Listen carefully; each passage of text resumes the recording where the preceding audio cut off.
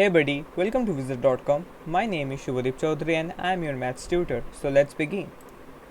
According to the question, if a polygon has its sum of interior angles smaller than 4220 degrees, then we have to find the maximum number of sides of the polygon. Now we know that the total sum of interior angles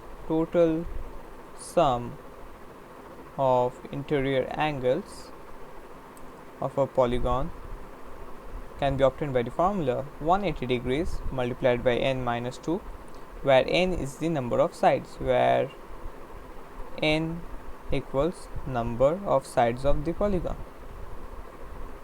Now according to the question, total sum of internal angles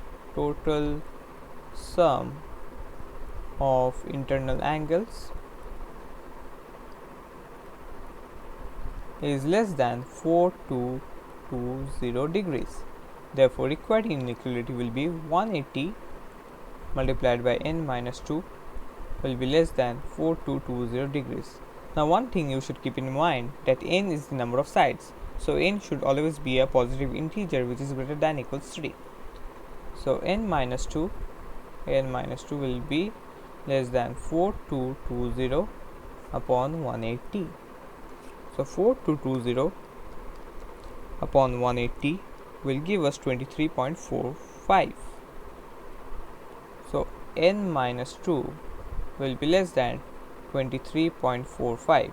Now since n minus 2 is an integer, so the right hand side should also be an integer.